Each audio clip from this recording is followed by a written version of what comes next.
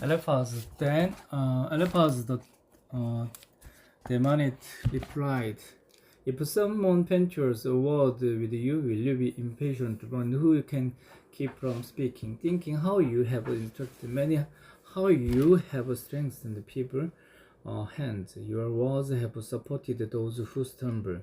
You have strengthened faltering knees, but now troubles comes to you, and you are discouraged. It strikes you, and you are dismayed. Should not your pity be your confidence, and your blameless ways your hope? Consider now who, being innocent, has ever perished, where were the upright ever destroyed? As I have observed, those who plow evil and those who sow trouble live it. At the blast of God they perish. At the blast of his anger they are no more. The lions may roar and growl. Yet the teeth of the great lions are broken. The lion perishes for lack of prey, and the cubs of the lioness are scattered. A word was secretly brought to me. My ears caught a whisper of it, aimed at disquieting dreams in the night when deep sleep falls on people. Fear and trembling seized me and made all my bones shake. A spirit glided past my face, and the hair on my body stood on end. It stopped, but I could not tell what it was. A poem stood before my eyes, and I heard a hushed voice. Can a mortal be more righteous than God? Can even a strong man be more pure than his Maker? If God placed no trust in his servant, if he charged his angels with error, how much more those who live in houses of clay, whose foundations are in the dust, who are caressed more readily than a mouse. Between dawn and dusk they are broken to pieces. Unnoticed they perish forever. Are not the cause of their tent full of, so that they die without wisdom?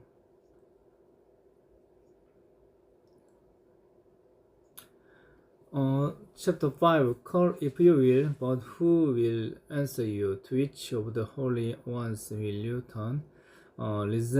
Resentment kills a poor, and envy slays the simple. I myself have seen a poor taking root, but suddenly his house was cursed. His children are far from safety, crushed in court without a defender. The hunger consumed his harvest, taking it even from among thrones, and the thirsty fans about his rest. For hardship does not spring from the soil, nor does trouble sprout the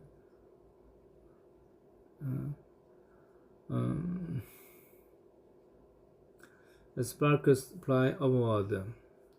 But if I were you, would appeal to God, I would lay my cause before him. He performs wonders that cannot be fathomed, miracles that cannot be counted. He provides rain for the earth. He sends water on the countryside. The lonely he sets on high, and those who mourn are lifted to safety.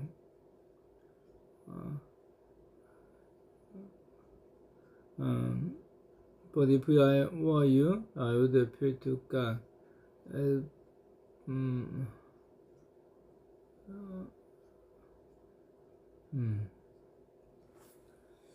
But if I were you, I would appeal to God. I would lay my cause before him. He performs wonders that cannot be fathomed, miracles that cannot be counted.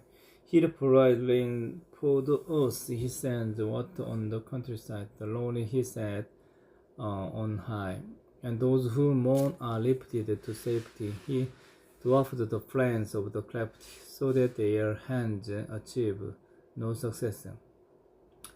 He catches the wise in their craftiness, and the scheme of the wise really are swept away. Darkness comes upon them in the daytime, at noon they grows as in the night. He saves the needy from the sword in their mouths. He saves them from the clutches of the powerful. So the poor have hope, and injustice shut its mouth. Blessed is the one whom God correct, so do not despise the discipline of the Almighty, for he wounds, but he also binds up, he endures, but his hands also heal. From 6 kilometers he will rescue you, in 7 no harm will touch you. In famine he will deliver you from death, and in battle from the stroke of the sword you will be protected from the lash of the tongue, and need not fear when destruction comes. You will laugh at destruction and famine, and need not fear the wild animals. For you will have a covenant with the stones of the field, and the wild animals will be at peace with you. You will know that your tent is secure. You will take a stock of your property and find nothing missing. You will know that your children will be many, and your descendants like the grass of the earth. You will come to the graves in full vigor, like sheaves gathered in season. We have examined this, and it's true. So hear it and follow. I say.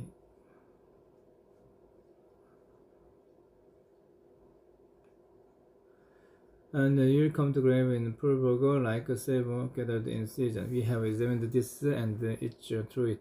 So hear it and apply it to yourself.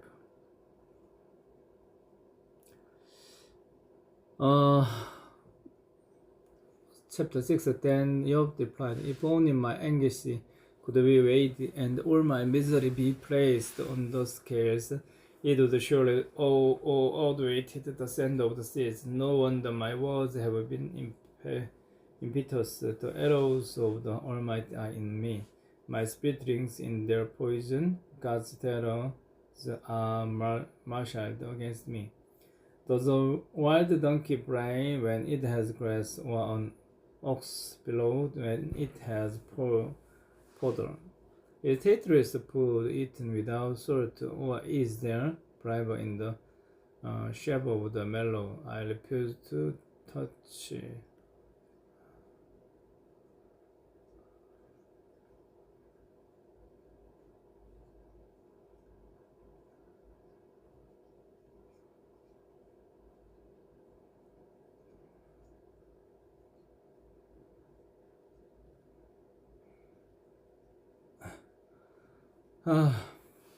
Oh, that I might have my request, that God would grant what I hope for, that God would be willing to cross me, to let loose his hand and cut off my life. Then I would still have this consolation, my joy in unrelenting pain, that I had not denied the word of the Holy One.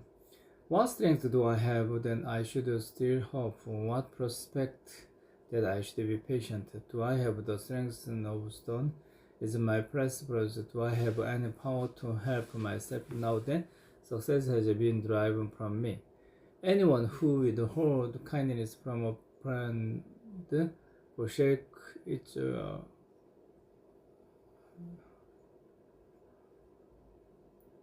when darkness by thawing ice and swollen with melting snow, but stop flowing in the dry season, and in the heat vanish from their channels. Caravans turn aside from their routes. They go up into the wasteland and perish. The caravans of Tema look for water. The traveling merchant of Sheba look in hope. They are distressed because they had been confident they arrived there, only to be disappointed. Now you two have proved to be of no help. You see something dreadful and are afraid. Here have I ever said, give something on my behalf, pay a ransom for me from your lads, deliver me from the hand of the enemy, rescue me from the clutches of the ruthless. Teach me, and I will be quiet. Show me where I have been wrong. How painful are the words, but what do your argument proves? Do you mean to correct what I say? I am treating my desperate word as wind. You'd even cast lots for the fatherless and bear butter away your friend. But now be so kind as to look at me, or do I lie to your face? Leland, do not be unjust. Reconsider, for my integrity is at stake. Is there any weakness on my lips? Can my mouth not discern malice?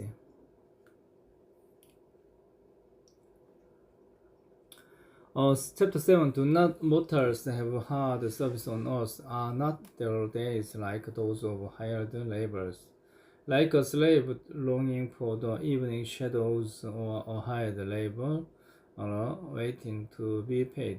So I have been allotted months of fertility and nights of misery have been assigned to me. When I lie down, I think,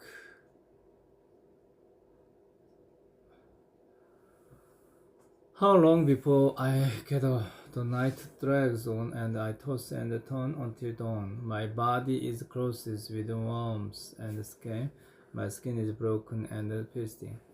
My days are swifter than a weaver's possessor, and they come to an end without hope. Remember, O God, that my life is but a breath.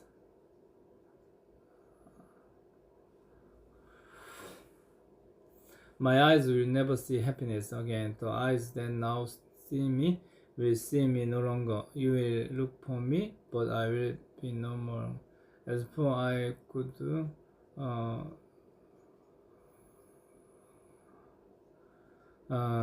more. As our cloud vanishes and is gone, so one who goes down to the grave does not return. He will never come to his house again. His place will know him no more. Therefore, I will not keep silent. I'll speak out in the anguish of my spirit. I'll complain in the bitterness of my soul. Am I the sea or the monster of the deep? Then you put me on the ground. When I think my bed will comfort,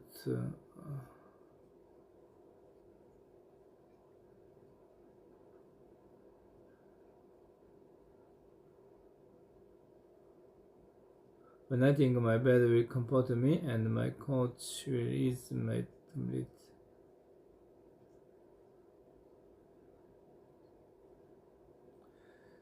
When I think my bed will comfort me and my couch will ease my complaint, even then you frighten me with dreams and terrify me with visions, so that I prefer strangling and death, and then this one.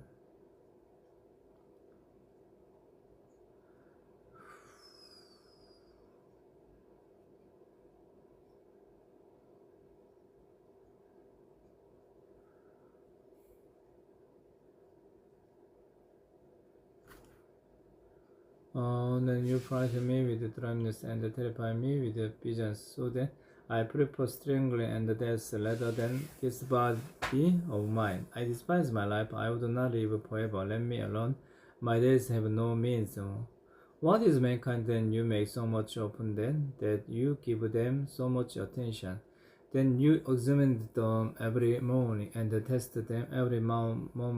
Will you never look away from me, or let me alone even for an instant? If I have sinned, what have I done to you, you who see everything we do? Why have you made me your target? Have I become a burden to you? Why do you not pardon my offense and forgive my sins? For I will soon lie down in the dust. You will search for me, but I will be no more.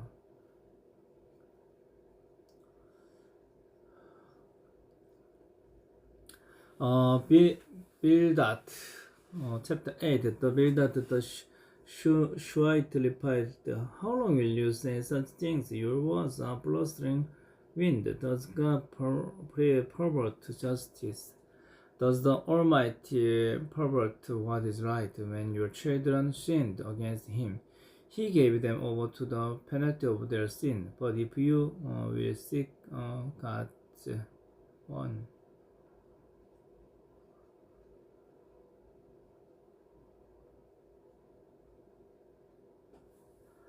when your children sinned against Him, He gave them over to the penalty of their sin. But if you will see God honestly and plead with the Almighty, if you are pure and upright, even now He will rouse Himself on your behalf and restore you to your prosperous state.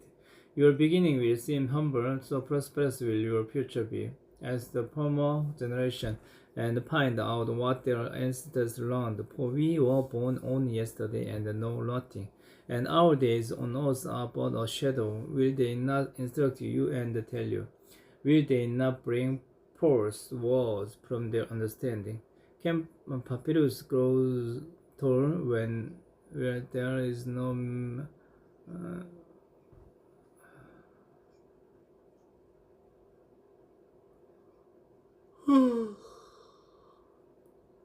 such is the destiny of all who forget God, so perish the hope of the goodness.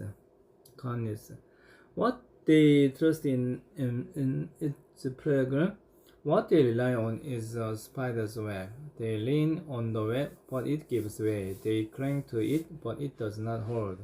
They are like a well-watered plant in the sunshine, spreading its shoots over the garden. It entwines its roots around the pile of rocks and looks for a place among the stones. But when it is torn from its spot, that places disowns in and says, "I never saw you." Surely its life withers away, and from the soil other plants grow. Surely God does not reject one who is blameless or strengthen the hands of evildoer.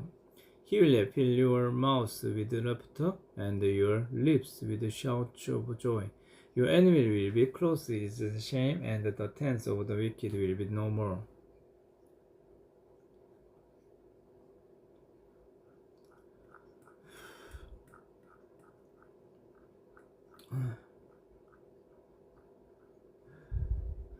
Then Job replied, "Indeed, I know that this is true, but how can I mere mortals prove their innocence before God? Though they wished to dispute with him, they could not answer him one time out of 1,000. His wisdom is profound, his power is vast. Who has listed him and come out unscattered? He moves mountains without their knowing it, and overturns them in his anger. He shakes the earth from its place and makes its pillars tremble. He speaks to the sun and it does not shine. He seals up the light of the stars. He alone stretches out the heavens and threads on the webs. He is the maker of the bear and Orion, the Pleiades, and the constellation of the south. He performs wonders that cannot be fathomed, miracles that cannot be counted. When he passes me away,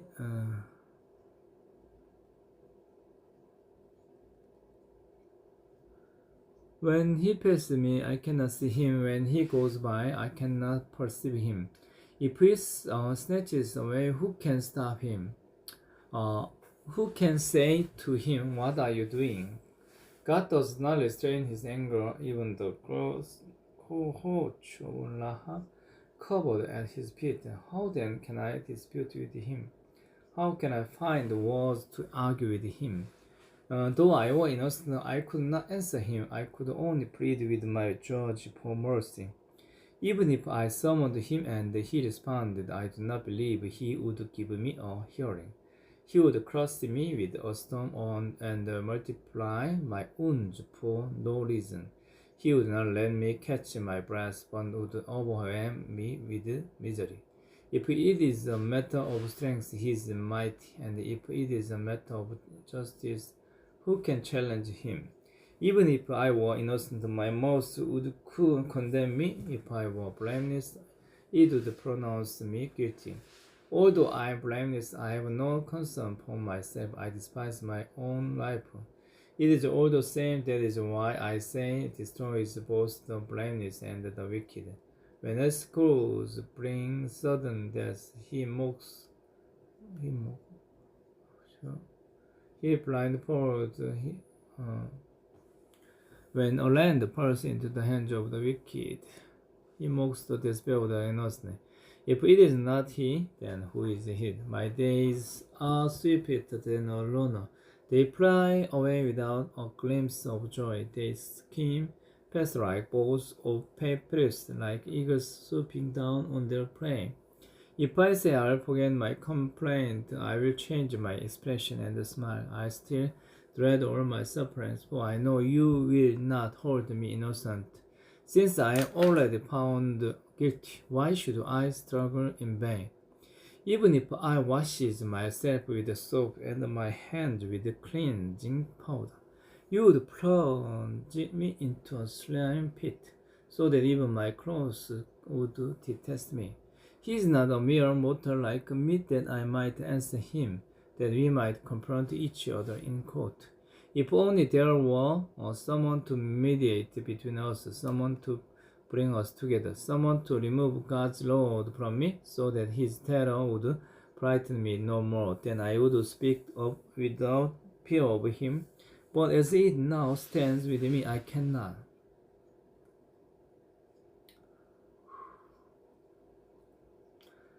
Chapter 10. I lose my very life, therefore I will give free rein to my complaint and speak out in the bitterness of my soul. I say to God, do not declare me guilty, but tell me what charges you have against me. Does it please you to oppress me, to spurn the work of your hands while you smile on the plans of the wicked? Do you have eyes of flesh? Do you see as a mortal sees? Are you they like those of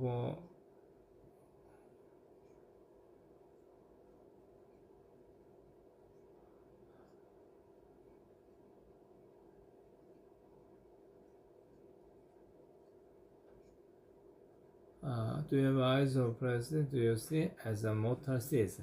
Are your days like those of a mortal, or your like ears like those of a strong man? Then you must search out my fault and prove after my sin. Though you know that I am not guilty, and then no one can rescue me from your hand.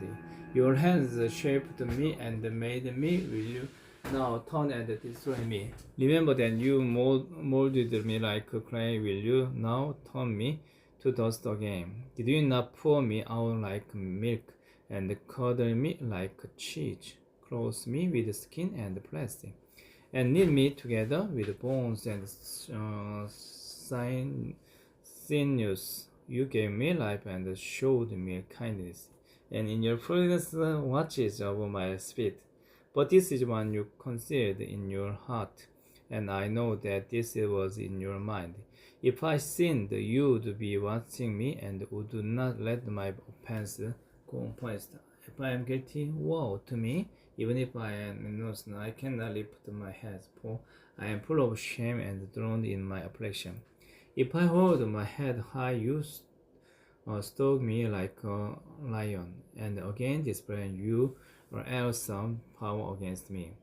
You bring new witnesses against me and increase your anger toward me. Your forces come against me wave upon wave. Why then did you bring me out of the womb? I wish I had died before any my eyes saw me. If only I had never come into being, or had been carried straight from the womb to the grave. Are not my few days almost over? Turn away from me, so I can have a moment's joy. Before I go to the place of no return, to the land of gloom and utter darkness, to the land of deepest night, of utter darkness and disorder, where even the light is like darkness.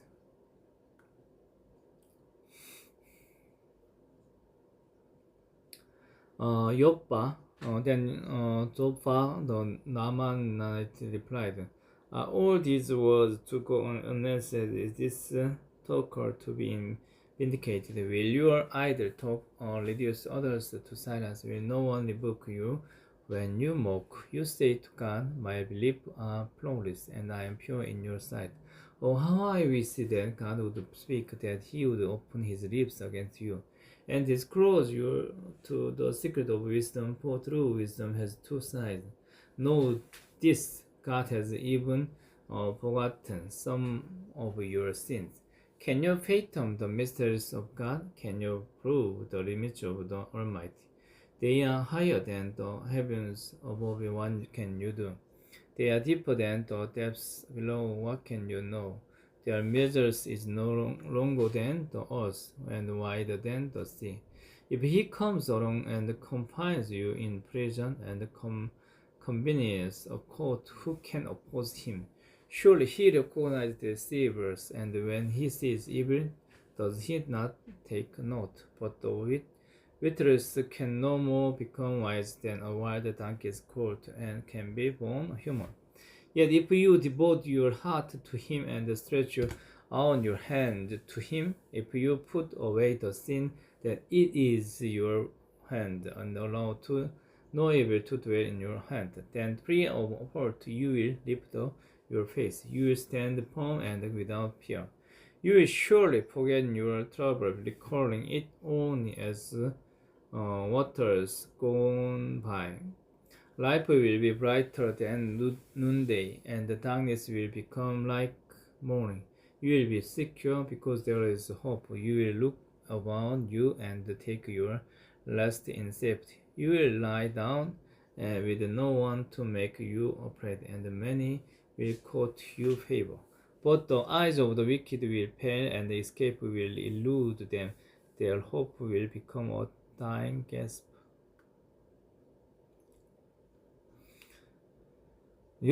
Daniel replied, Doubtless you are the only people who matters, and wisdom will die with you.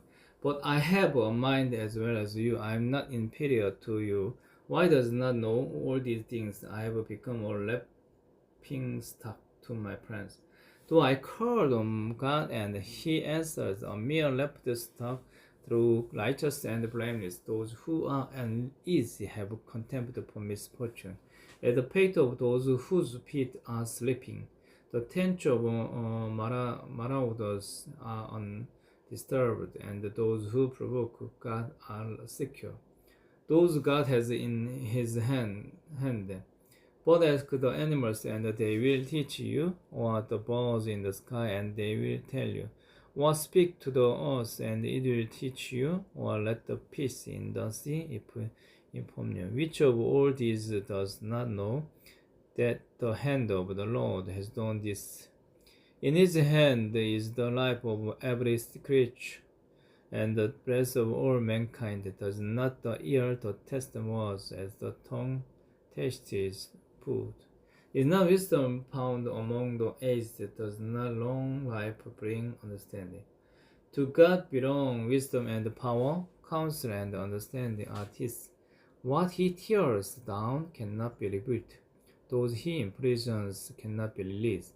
If he holds back the waters, there is doubt.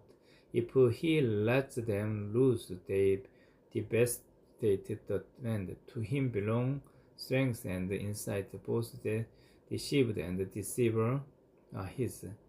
He leads rulers away stripped and makes fools of judges. He take up the shameless put on by king, and ties a loincloth around their waist. He is pressed away stripped and overthrow officials long established.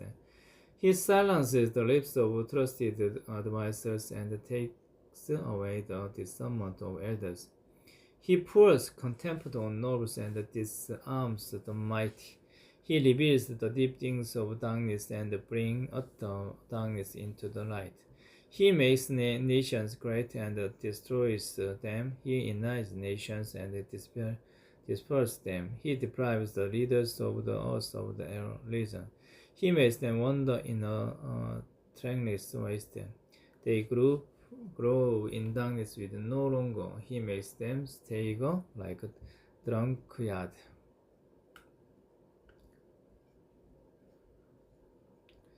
Chapter 13. My eyes have seen all this, my ears have heard and understood it.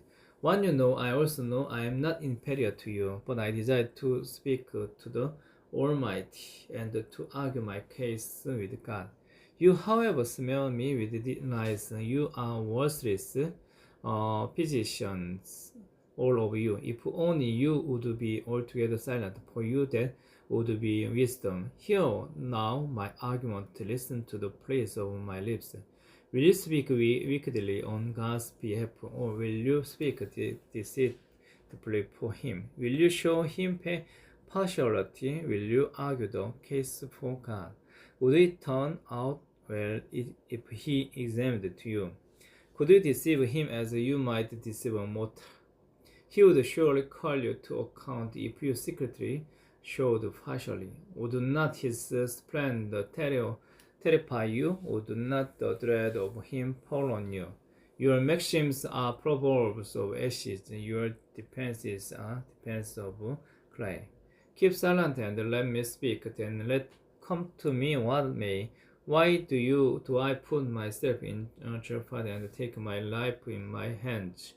Though he slay me, yet will I hope in him. I'll surely depend my ways to his pace. Indeed, this will turn out for my deliverance. For no godless person would come before him. Listen carefully to what I say. Let my words ring in your eyes. Now that I have prepared my case, I know I will be vindicated. Can anyone bring charges against me? If so, I will be silent and die. Only grant me these two things, God, and then I will not hide from you. Withdraw your hands far from me, and stop frightening me with your terrors. Then summon me, and I will answer. Or let me speak, and you reply to me. How many wrongs and sins have I committed? Show me my offense and my sin. Why do you hide your face and consider me your enemies?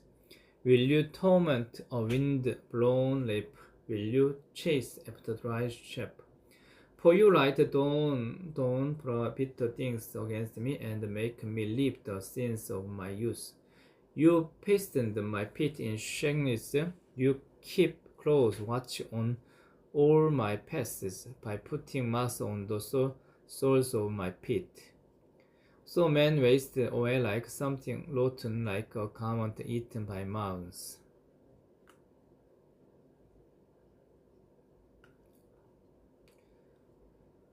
Chapter 14. Mortals born of woman are of few days and full of trouble. They spring up like flowers and wither away like fleeting shadow. They do not endure. Do you fix your eyes on them? Will you bring them before you for judgment? Who can bring what is pure from the impure? No one. A person's days are determined. You have decreed the number of his months and have set limits he cannot exceed. So look away from him and let him alone till he has put in his time like a hired labor. At least there is hope for a tree. If it is cut down, it will sprout again, and its new shoot will not fail. Its roots may grow old in the ground, and its stump die in the soil. Yet at the scent of water it will bud and put forth shoot like a plant. But the man dies and he is laid low. He breathes his last and is no more. As the water of a lake dries up, or a live bed becomes parched and dry, so he lies down and does not rise till the heavens are no more. People will not awake or be roused from their sleep. If only you would hide me in the grave and conceal me till your anger had passed. If only you would send me a time and then remember me. If someone dies, will they live again? All the days of my hard service, I'll wait for my renewals to come. You will call and I will answer you. You will long for the creature your hands have made. Surely then you will count my steps, but not keep track of my sin. My offenses will be sealed up in a bag. You will cover over my sin. But as a mountain erodes and crumbles, and as a rock is moved from its place, as water wears away stones and the torrent washes away the soil, so you destroyed a person's hope. You overpower them once for all, and they are gone. You change their countenance and send them away. If their children are honored, they do not know it. If their of springs are brought low, they do not see it. They feel but the pain of their own bodies and mourn only for themselves.